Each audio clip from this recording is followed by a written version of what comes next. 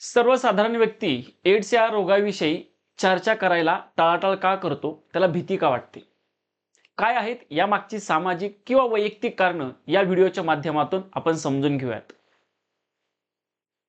प्रथम कारण आहे माहितीचा अभाव.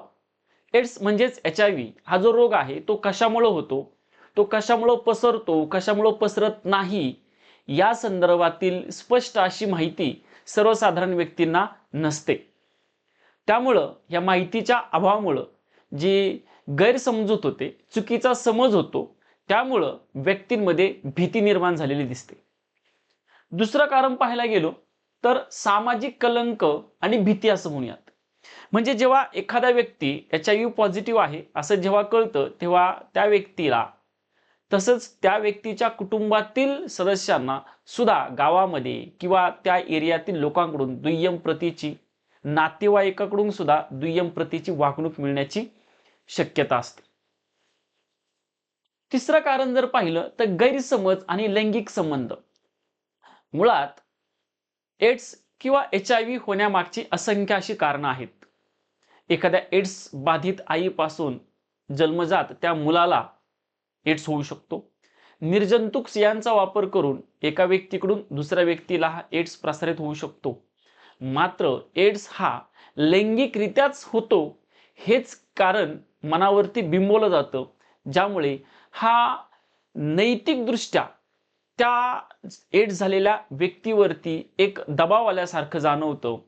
म्हणून गैरसमज त्याच्यातून निर्माण होतो. लक्षात घ्या. पुढचं कारण जर पाहिलं तर भेदाभेद. ज्या व्यक्तीला एड्स झालेला आहे अशा व्यक्तीमध्ये भेद केला जातो. मग तो एड्स बाधित व्यक्ती असेल, त्याच्या कुटुंबाकडून भेदाभेद केला जाऊ शकतो. तो जिथं काम करतो किंवा तो नोकरदार असेल तर त्या ठिकाणी त्याला हीन दर्जाची वागणूक मिळू शकते. त्याचं लग्न जर झालं नसेल तर व्हायची शक्यता नाही, आणि जर झाला असेल तर नात्यामध्ये बिघाड येऊ शकतो.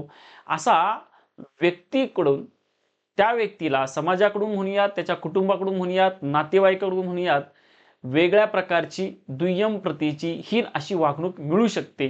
लक्षात घ्या. आणि शेवटी गोपनीयता. जर एड्स झालेला आहे असं जेव्हा एखाद्या व्यक्तीची माहिती इतरांना मिळते, तेव्हा त्याचा परिणाम तो ज्या ठिकाणी नोकरी करतो, तो ज्या समाजामध्ये राहतो, तो ज्या स्थितीमध्ये वावरतो त्याच्यावरती परिणाम होऊ शकतात. म्हणून एड्स बाधित व्यक्ती हा ती माहिती लपवण्याचा प्रयत्न करत असतो. म्हणजेच एड्स झाल्यावरती केवळ लैंगिकदृष्ट्या हा प्रसारित होतो असं व्यक्तींना वाटतं, ज्यामुळं नैतिकता योग्य नाही असं त्याचा अर्थ निघतो. हे एकच कारण समाज पकडून राहतो आणि त्यामुळं एड्स झालेल्या व्यक्तीला दुय्यम प्रतीची वागणूक देतो. ही आहेत एड्स बाधित असणाऱ्या व्यक्तींची सामाजिक वैयक्तिक जीवनामध्ये मिळणारी वागणूक. यामागचं सर्वात महत्त्वाचं कारण पाहिलं तर चुकीची माहिती किंवा माहितीचा अभाव हे आपल्याला म्हणावं लागेल. असंच भेटत राहूयात अशाच वेगवेगळ्या मुद्द्यांच्या मार्फत आपल्या YouTube चॅनलवरती. तुम्हाला हा व्हिडिओ जर आवडला तर तो नक्की लाईक आणि शेअर करा. आणि तुम्ही जर नवीन असाल तर आपल्या चॅनलला नक्की सबस्क्राईब करा. धन्यवाद.